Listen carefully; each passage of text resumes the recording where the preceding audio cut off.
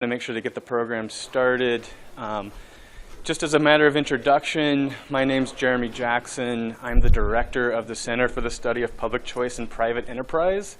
Normally we hold events usually in our home in Berry Hall, so it's actually really fun to get to be in Menard and downtown, or sorry, off of the downtown campus, to have this here for you.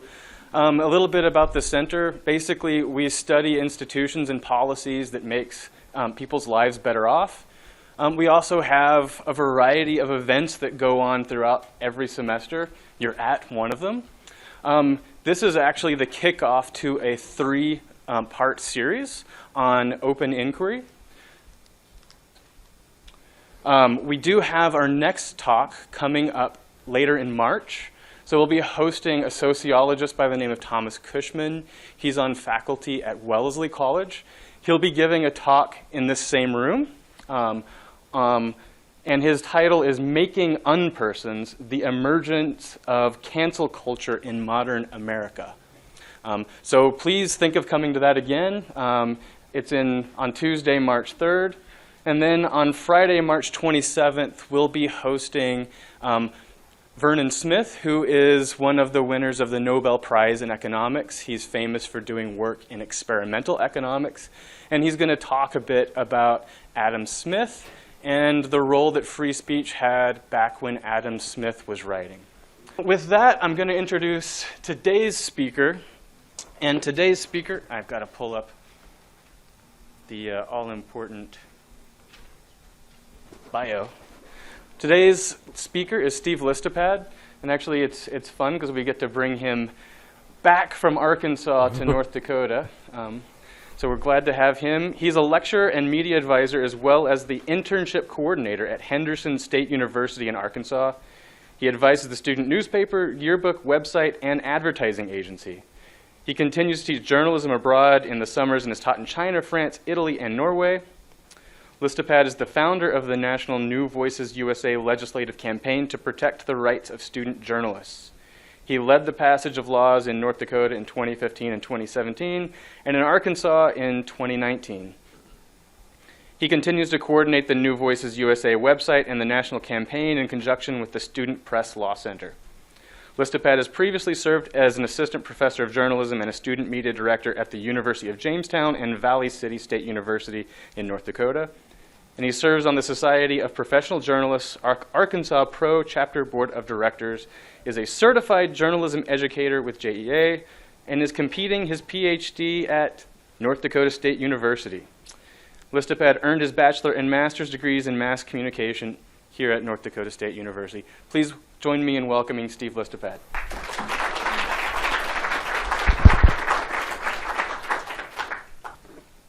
Thank you very much. Thank you, Jeremy. Thank you, everyone, for coming out, faculty, advisors, and students and community members. Thanks for coming out to this presentation. I'm really honored to be back here in North Dakota at NDSU, my alma mater, for multiple degrees, and this is a great showing, and I'm so happy to be talking to you today. As we're talking about student media freedoms, student media expression, I'd like you to consider this quote from Gene Policinski. He's the Museum Institute president and Freedom Forum Institute COO. You may have read a column by him over the years.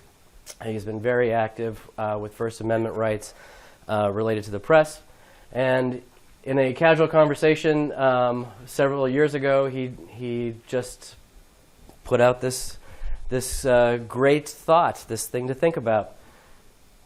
For over 30 years, we've been teaching generations of student journalists to take no for an answer. We'll explain how that works, but I want you to hold on to that thought and think about it as we move forward. Once again, I'm Steve Listopad, and the title of the presentation, Hazelwood, 32 Years of Living with a Bad SCOTUS Decision, and what we're doing about it. SCOTUS, of course, the Supreme Court of the United States. Play a little bit of a student video that was produced by students that are active in trying to win back their rights, and it gives a little bit of a primer on what we're going to be talking about.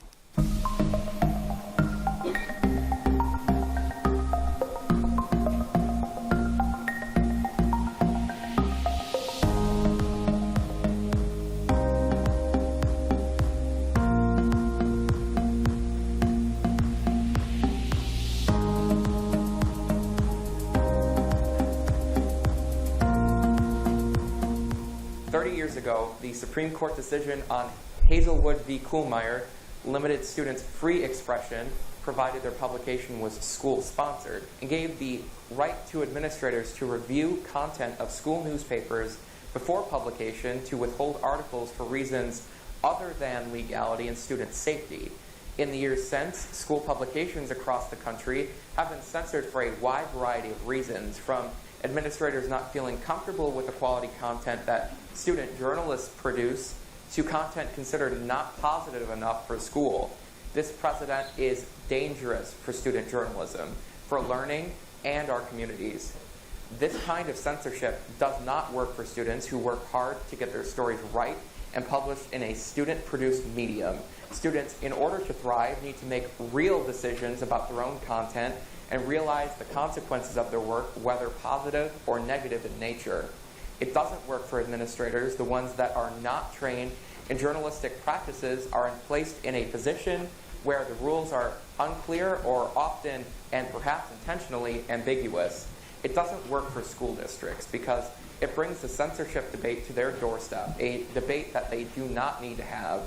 New Voices laws have been popping up around the country in states like North Dakota, Illinois, and Maryland, among others, and are empowering students to learn and express themselves freely and clearly.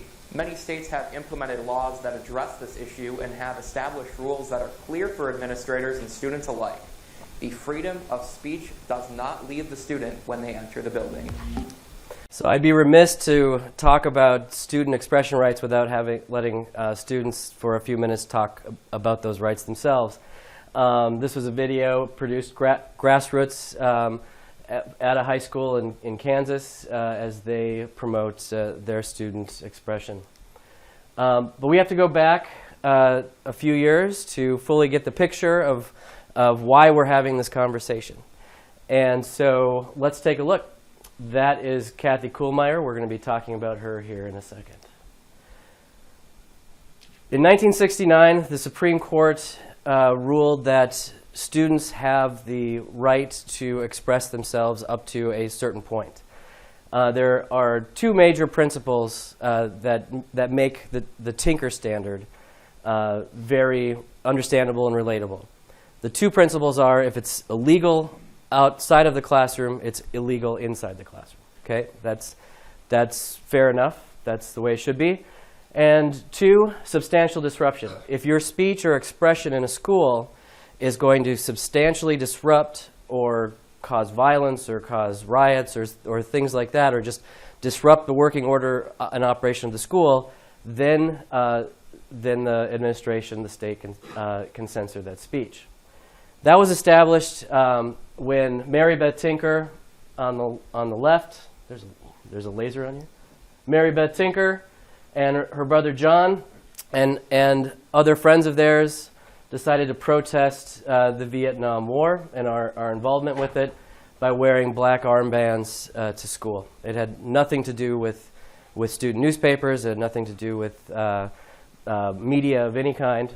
It had to do with their personal self-expression, what they wore.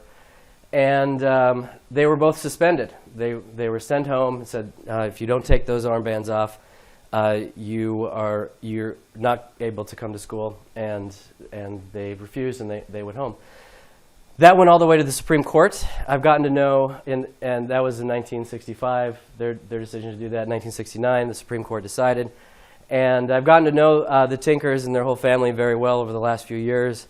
The stories that they tell when the Supreme Court was hearing oral arguments. John was supposed to catch a plane to be there with Mary Beth and their mom, but he fell asleep in the airport waiting for the plane, and so goes history.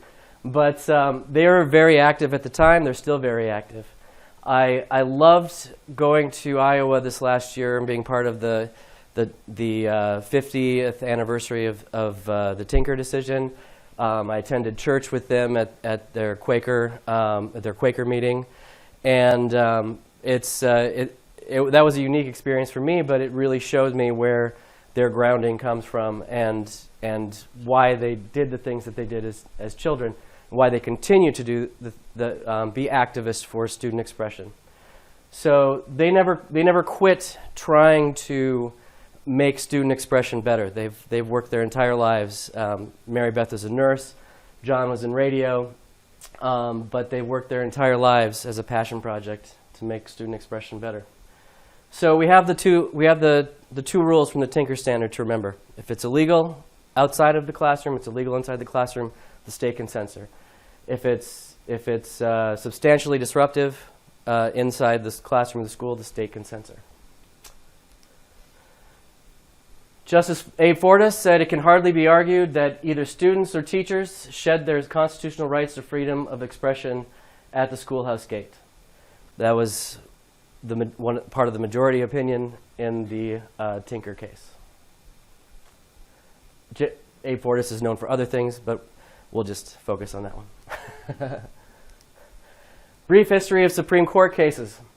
So the Tinker established SCOTUS for the Tinker Standard established by SCOTUS for K-12 schools was the law of the land, and it didn't apply to higher education. Nobody thought that you'd need to address this for adults, for 18 and up, students that can get drafted into service, students that can vote, students that have driver's licenses, students that are emancipated or separated from their parents.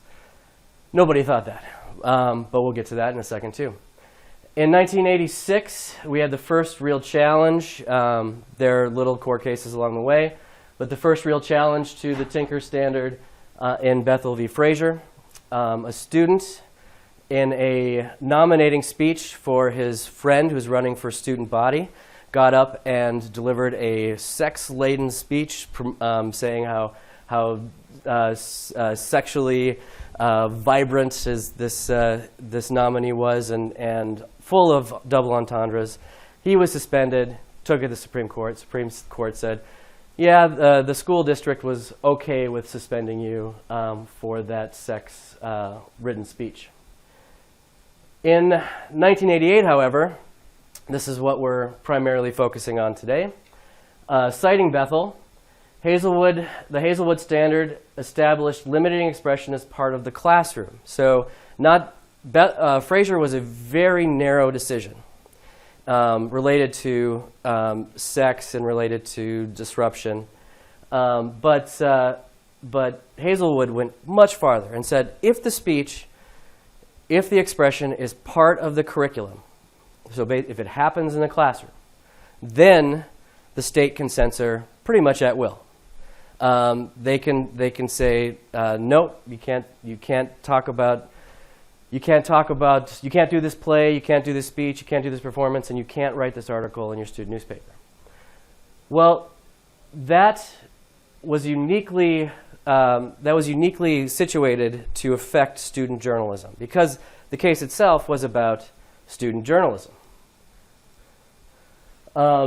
In the Hazelwood case, Kathy Kuhlmeyer, student editor of the newspaper, I got to know her over the last few years as well. She wanted to report on teen pregnancy and teen sex, divorce, and other issues that were important to her classmates and to herself as a young person. The principal said no, the school board said no, and it was not printed. ACLU got involved, and they took it all the way to Supreme Court. And as Kathy would say, she laments that after the initial court hearing, that she wasn't very involved in it, and ACLU took it the rest of the way, and she feels like the ACLU just kind of phoned it in when they got to SCOTUS, and they lost. So this helps define and also separates itself from the Tinker Standard. So think about it this way after Hazelwood. You can wear an armband to protest a war, to protest a candidate, to protest something in the United States. You can wear that, but once you enter a classroom, if the teacher thinks that at K-12, if the teacher thinks that you are, or that your speech, your expression is part of the curriculum, then they can censor you. They can take that. They can make you stop that expression. So that's how Hazelwood works. If it takes place in the classroom, in the curriculum, then the teacher can, or the principal or the superintendent, has pretty much full authority to censor you no matter what Tinker says. So this, again, affects journalism uniquely. Most high school, middle school, high school journalism programs don't take place as clubs. They don't exist outside of the curriculum. They exist in a classroom. They exist in the curricular experience. And so this has been devastating for teaching First Amendment expression, First Amendment values, when at any moment the principal or the school board can say, no, you can't say that about the cafeteria. So in Hazelwood, schools may censor student media if it's reasonably related to legitimate pedagogical concerns. This definition has been utilized in overly broad ways by superintendents, principals, often for purely public relations reasons, and established that student media are not considered public forums. Some states didn't like the Hazelwood decision. Now, it's important to know about the Supreme Court and federal law. The Supreme Court's decisions are the floor, okay, for your freedoms. You cannot, as a state, offer less freedom than the federal government is willing to grant every citizen. But you can offer more. The Supreme Court cannot stop you from offering more freedoms. There are several exceptions. But the exceptions are so few and so easily defined that the default position is that every state can offer more freedoms. So states took this upon themselves to do that. Even before Hazelwood became a decision, California said Tinker Standard wasn't good enough, so we're going to do our own state laws. 1977 was their first. California has the most expansive student free expression laws, even protecting students at private schools. Private colleges and private K-12. 1980s and 90s, Arkansas, Colorado, Iowa, Kansas, Massachusetts, and D.C. all passed what they were called anti-Hazelwood laws. Now, you may notice that Hazelwood is in Missouri. So we have a grouping of states, Arkansas, Colorado, Iowa, and Kansas, all neighboring states to Missouri that felt threatened by that decision, and worked to do something about it. They did activity early. In 2007, Oregon passed the first anti-Hazelwood, anti-Hosty law. I'll explain that here in a second. Pennsylvania adopts an administrative code, and in 40 years, 9 states and the District of Columbia have passed laws or codes related to the Hazelwood decision, or Tinker. Hazelwood did not stop at high schools. Again, 1969, we wouldn't think that the Tinker Standard would need to be upheld at the collegiate level. But like all good things, we have to do that now. 2001, in the Kincaid-Gibson case, in the Sixth Circuit, they actually said Hazelwood should not be applied to collegiate level, so you have a precedent going in the positive direction. But in 2005, in the Hosty v. Carter case in the Seventh Circuit, that is Indiana, Illinois, and Wisconsin, the circuit court there successfully applied the Hazelwood Standard to public universities, saying that if your speech at, let's say we're all in Wisconsin at NDSU, if your speech in the classroom it is part of the curriculum, your professor, your dean, your president can shut it down however they feel necessary. Okay, that hasn't been tested at the Supreme Court. They refused to hear the case, so it's sticking around in the Seventh Circuit. But that doesn't mean that we shouldn't be wary of that decision being used in other circuits. So Illinois immediately, 2007, passes anti-hostie law. Then we get the Morse v. Frederick case, the Bong Hits for Jesus case. If you're not familiar with that one, that's pretty fun. And and then the North Dakota passed an anti-Hazelwood, anti-hostie law known as the John Wall New Voices Act in 2015. So this is a few slow years here, but going back to Oregon. Oregon in 2007 was technically the first state to pass a package of laws that had both protections for high school students and college students, and it was 2 years after the Hostie decision. So this is what the map looks like now.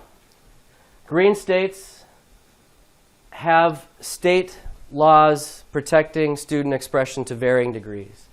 California is the most expansive, although Rhode Island, right there, has also now, in recent years, has passed laws that protect K-12, that protect higher education, and all private schools. The student journalism at private schools. And you can get into, that's a whole other discussion on the separation, on private schools and their autonomy from state government and what laws governments should be able to impose on private institutions. And we can sure talk about that in our question and answer session. Active New Voices campaigns in yellow, and no law or significantly active campaigns in the gray states. All right, so what did we do here? We're in North Dakota, so let's talk about North Dakota. From 40 years and 9 states of anti-Hazelwood legislation to what's now called New Voices, this is how it went down in a nutshell. It started off in 2013 as a class project in my class at the University of Jamestown. Students, Dan and Josh and Ashley and Jesse and Peter and Misaki, part of a capstone course, and every year I ask, what do you want to do for the capstone this year? They do some research, they figure it out, they decide on a project. And I'd always throw out example projects every year that we did this, and I'd always throw out, we could use some anti-Hazelwood legislation in North Dakota. And finally, in 2013, they took that as a project. They researched all the states that had legislation.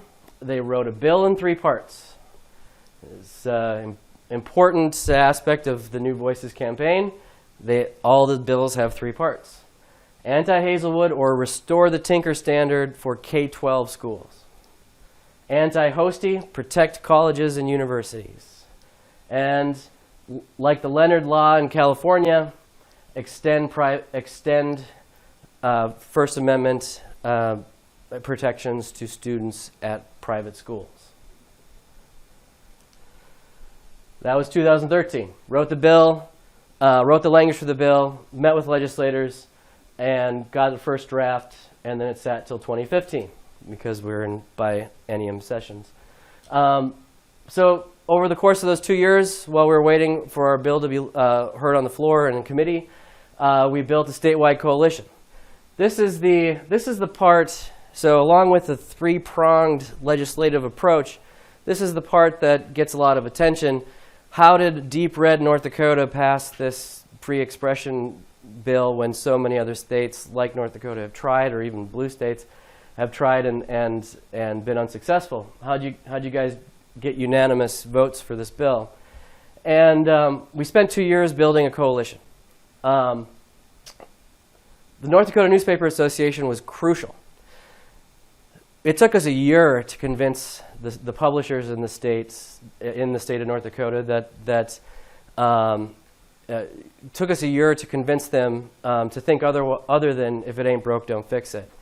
Took us a year to convince them that it was broken, that we have a West Fargo Advisor Jeremy Murphy that was fired because the school board didn't like the way he was directing his students and supporting their free expression.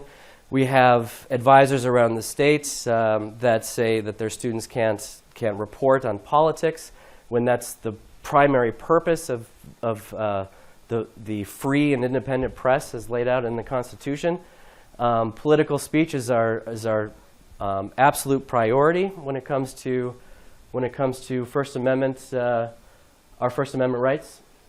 And so we cut our teeth trying to convince the North Dakota Newspaper Association, and eventually we did.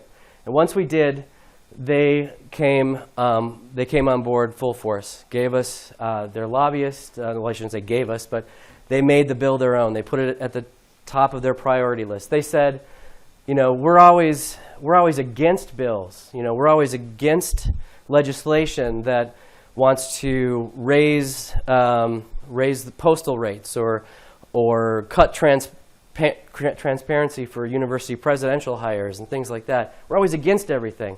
This is something that we can be for. And they took that to heart, and they really helped us. If it wasn't for them, it wouldn't have happened.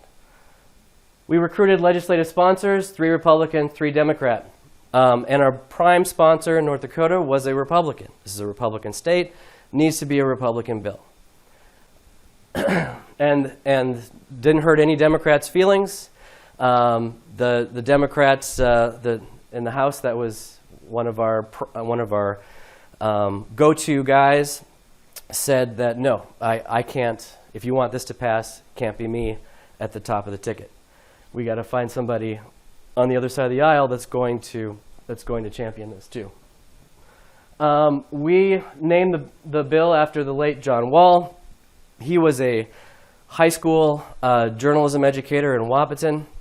He taught for many years, won many state and national awards as an educator. In his retirement, he decided to become a legislator and served in Congress as the chair of the House Education Committee. In 2014, he died from cancer, and the bill was named in honor of him. And his widow, Margaret Wall, came with us when we testified. And that was a powerful statement because John Wall was a friend and colleague to many of the people in the room making the decision. We included testimony from students and supporters and experts. It wasn't, the testimony was logical, the testimony was emotional, the testimony was credible. Mary Beth Tinker was there to testify, and the Supreme Court put her picture on the front page of their monthly newsletter. Kathy Kuhlmeyer was there to testify, and along with experts from around the country, as well as our own students and advisors and faculty and professionals that were stakeholders.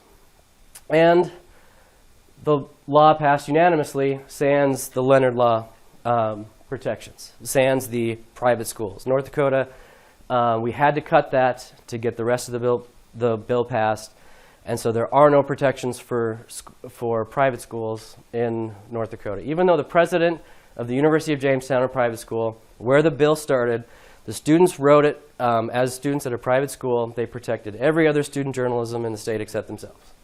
And so, hurrah for them. And so, big success.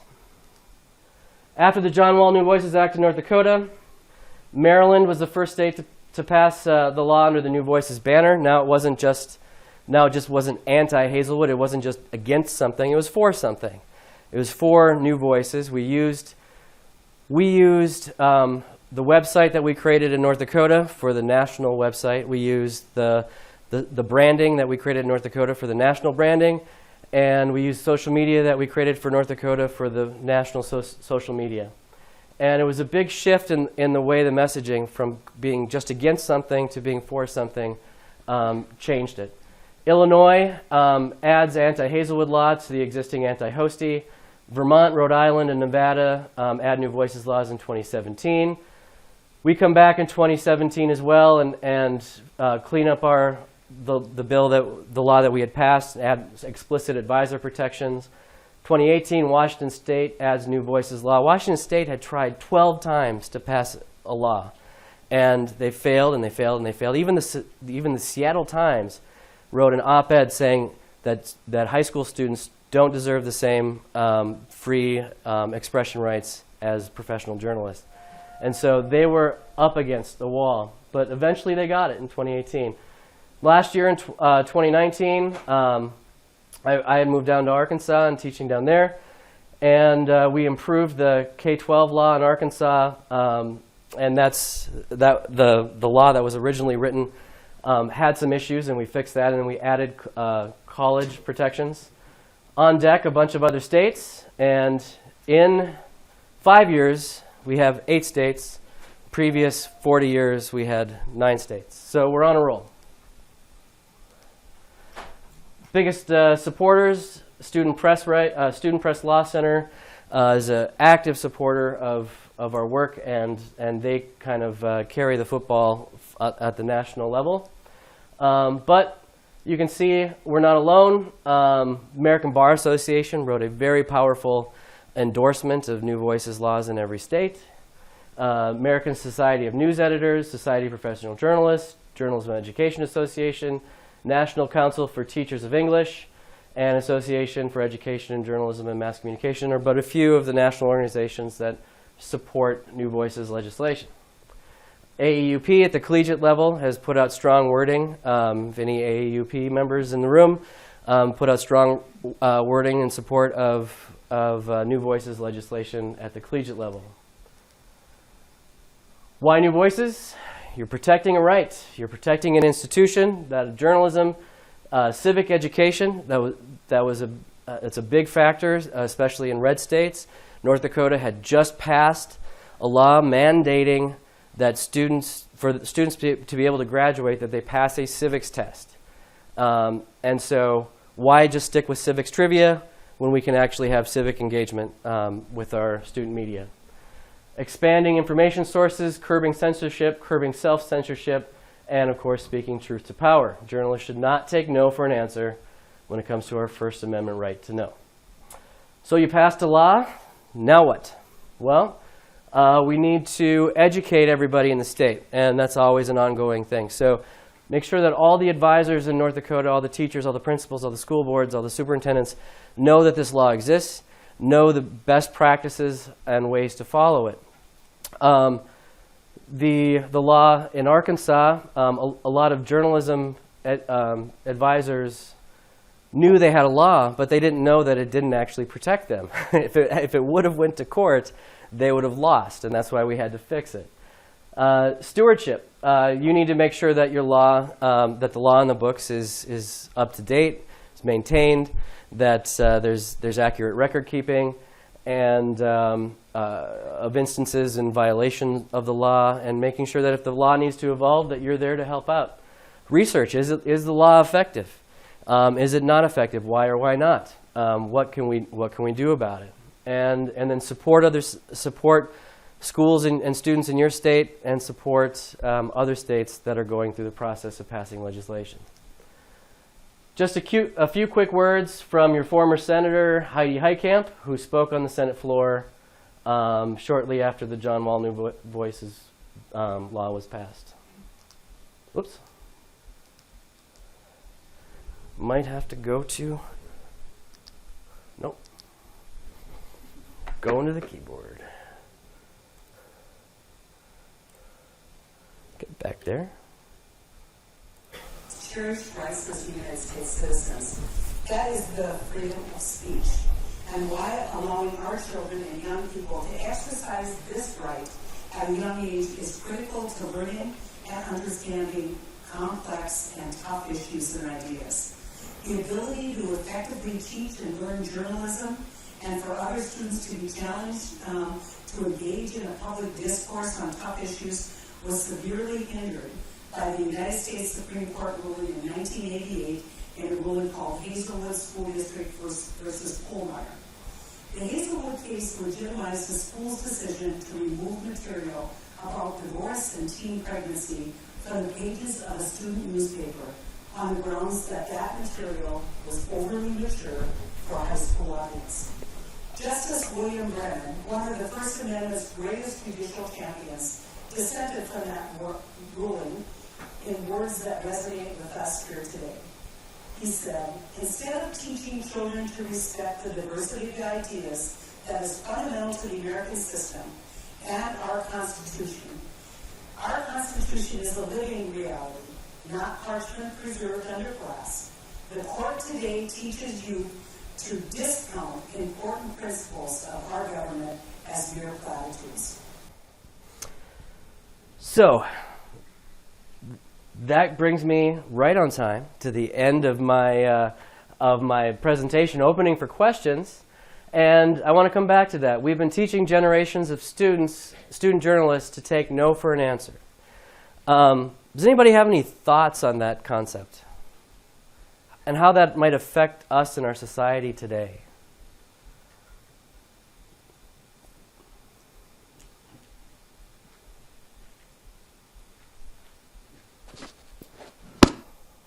I have a couple comments. Yeah. Yeah, thanks, Steve. I don't know if that's true at the university level.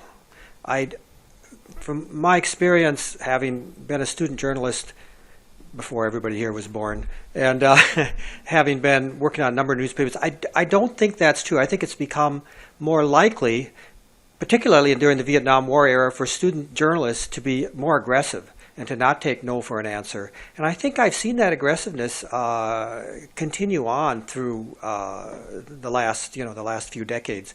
The one thing I'm a little concerned about is that while censorship by saying we're not going to let you print that or we're not going to let you put it online is one thing, they can also say, well, you can print whatever you want, but we're not going to give you any money to do it. Right. Well, and we're in a situation where student journalism is expensive and they're not getting the kind of advertising they used to.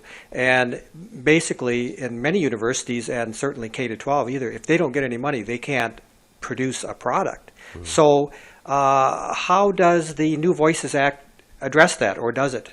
Well, financial censorship is harder to directly spot than censorship that is you printed it or you want to print this, we're not going to let you print this, etc. So over time, it takes a while for a high school district, university to build up a case in which they are removing funding for a newspaper or a yearbook or a broadcast station or a social media platform or student website.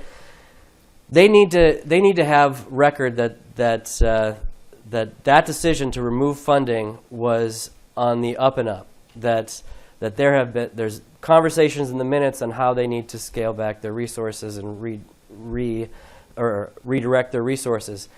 If something is published or if something is put online or if something shows up in the yearbook that causes scandal or controversy, and then a couple of weeks later they start talking about redirecting funds, you can pretty much guess that it's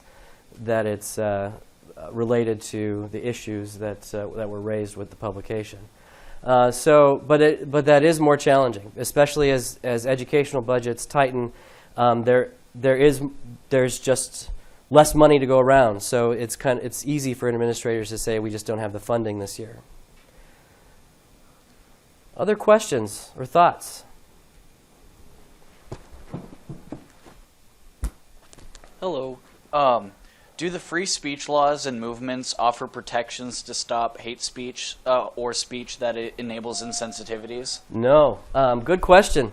Well, let me before I just say an outright no, let me show you what North Dakota's law for this is the law in the Century Code for North Dakota students in K-12. So a few definitions. Protected activity means expression of free speech and freedom of the press. School-sponsored means any material that is prepared, substantially written, published, etc. by student journalists. Student journalist means a student of a public institution of higher education who gathers, compiles, writes, etc. Student media advisor means an individual employee, individual employed, appointed, etc. for that express purpose. And so, as except as provided in subsection 3, a student journalism has the right to exercise freedom of speech and of the press in the school-sponsored media, regardless how that's financially supported. And you can go on and read the rest. These are the exceptions, and these are the only exceptions. Right there. It's illegal outside. It's illegal somewhere else, so it's illegal in the classroom. And so incite students as to create a clear and present danger of the commission of an unlawful act, the violation of institution or state board of higher education policies, or the material and substantial disruption of the orderly operation. It's not saying, and I have to often clarify this, the law is not saying that student journalists, if the school board passes a policy saying you shall not write this, and you write about it and you violate it, that's not what it's saying. It's saying if you are the editor of your paper and you tell everybody at school to skip school tomorrow, and that's a violation of policy, that might get you in trouble. So, or if you tell everybody, in the paper to vandalize the locker rooms, that definitely will get you in trouble. So, it's inciting an unlawful act or violation of the institution policies or substantial disruption. But that's it. Those are the exceptions. Does that answer your question? I think so. So everything else exists in a spectrum. Those are the only things that are the exceptions to the protections. It's straight out exceptions to the protections. Other questions? You saw that, right? Swag for questions. Can you tell me more about the bong rips for Jesus? Okay. Bong hits for Jesus. That was a case where a student created a sign that said "Bong hits for Jesus" and stood on property off the campus but facing the campus and held it up, and the school said you cannot hold that sign there. It's promoting an illegal activity, marijuana use at the time. Now I don't know if that would be considered an illegal activity or not in certain states, but the school was successful in their court bid to say you're promoting illegal activity, even though it's student speech. It's not commercial speech. It's not trying to sell anything in particular, but it went to the Supreme Court and the student lost. So, but pretty fun example. There's all sorts of fun examples.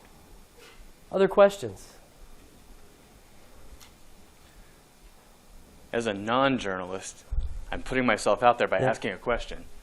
But I was curious, because my understanding is that even if I am a journalist working for a paper, I don't get to write just whatever I want to. There's an editorial process. Mm-hmm. But your editor is not the state. So this was my question then. Mm-hmm. This basically says, if I'm the teacher of the class, I can't also be the editor. But there is a student editor who still gets to be the filter. Yeah. And they could censor somebody's speech. When we had a relatively easy time accepting that a student could wear the T-shirt that they wanted to wear. They could put the poster on their locker that they wanted to wear. It's their personal expression. The school can say, we don't feel that way about the Vietnam War. We don't feel that way about the Iraqi War, or whatever other war we're in. We don't feel that way. That's their personal individual expression on their personal property, on their own bodies. But we have a little more complicated situation when the speech exists inside of a curriculum, when the speech is on paper that's printed and paid for by taxpayer money, and that there's an advisor that's overseeing that expressive activity. However, if it was just a bad review of the school play or something like that, we can overlook that. That's their opinion, etc. But when metal really meets bone in this situation is when there are negative and derogatory or negative facts about the school district, actual evidence, actual evidence that can make the school district look bad, or that can cause the superintendent a headache. And then I say, whether you're 5 years old or 95 years old, if you believe something to be true and you have evidence to support it, who is the state to tell you not to talk about it?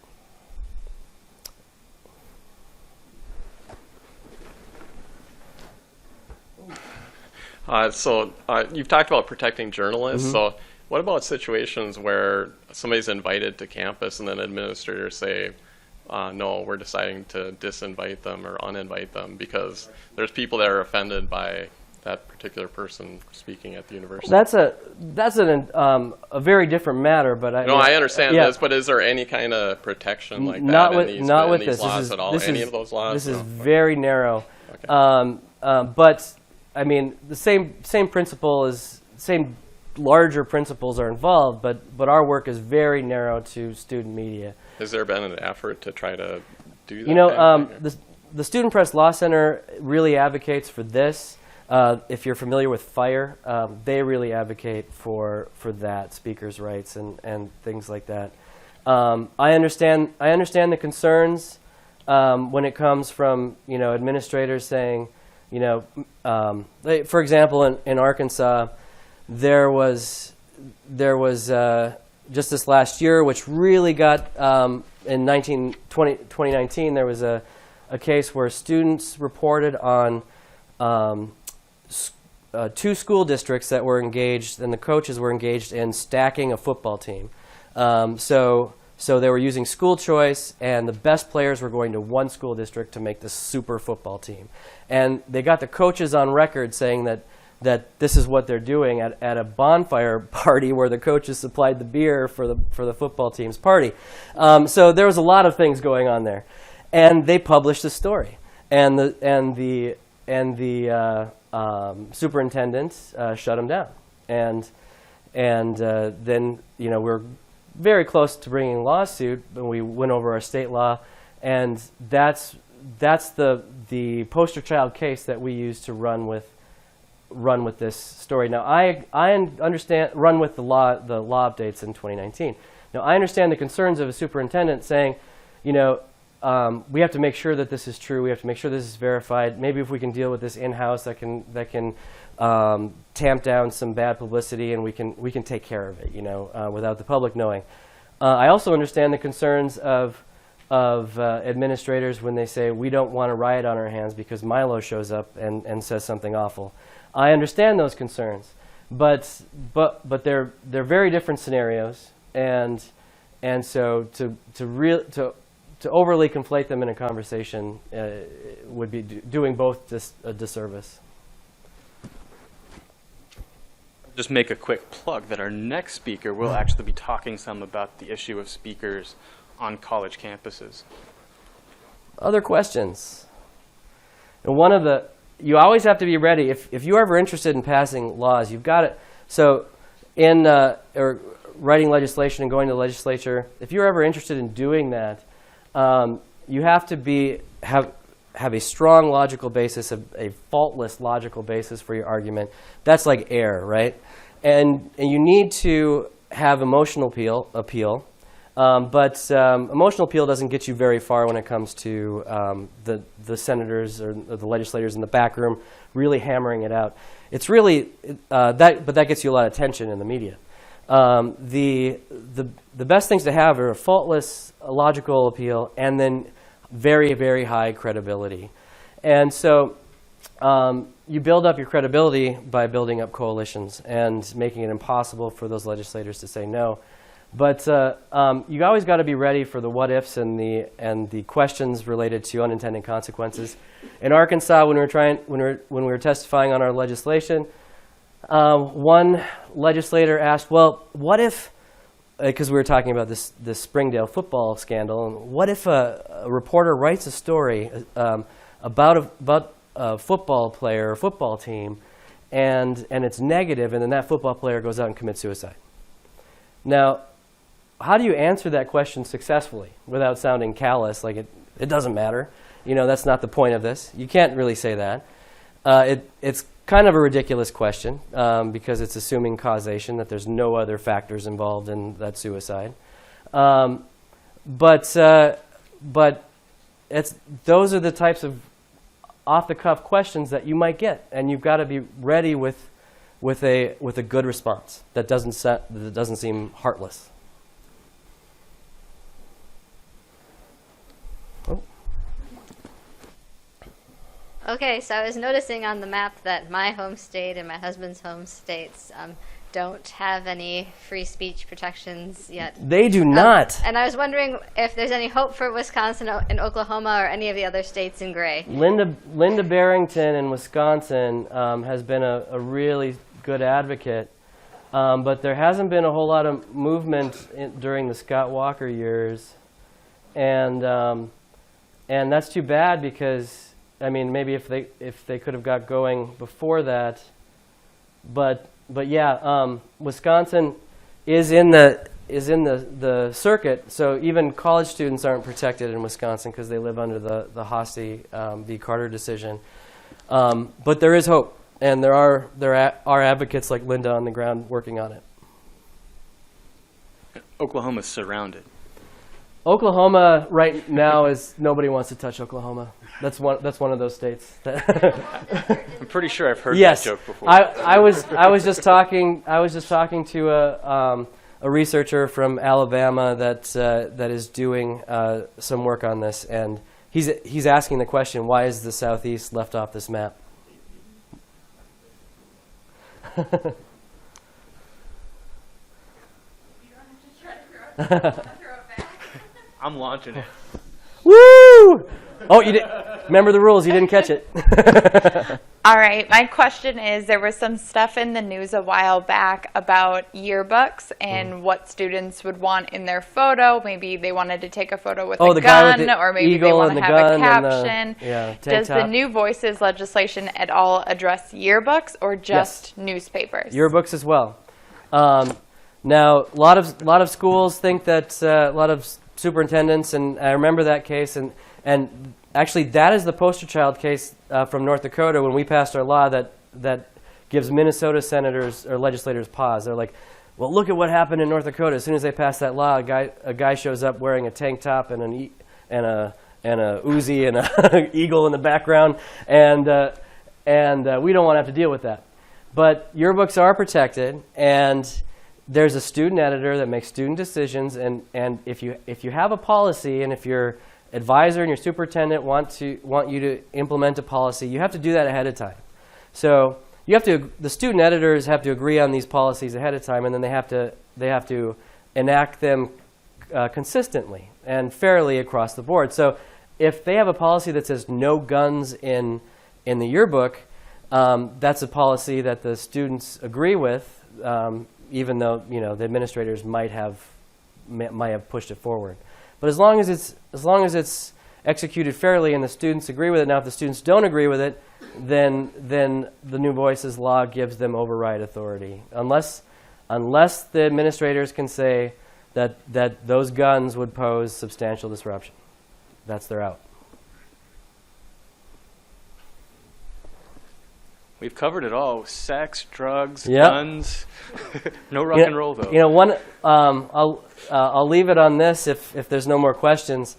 When it comes to red states and North Dakota and Arkansas and Oklahoma, anywhere else that's right down the corridor from Canada to Mexico and Texas, it's far more likely that a student will get censored. A student journalist will get censored for writing a column saying how much they love Jesus than for a student to get censored for promoting free sex. It's far more likely that a student will get censored for posting a church schedule than for a student posting the new equipment showing up at the head shop. It goes both ways. Whether this is a nonpartisan bill. If you're a student, you want to talk about your religion, talk about your religion. If you're a student, you want to talk about teen pregnancies, talk about teen pregnancies. Talk about them in open spaces where we can all as a community have conversations about these issues in your lives. You're going to talk about them on Reddit and 4chan anyways, but talk about them out in the open so that we can discuss as a community and know what's going on in your lives, and so that you can help improve the world around you instead of just improving some dark digital space that you hide in. So that's my spiel. Thank you, Steve.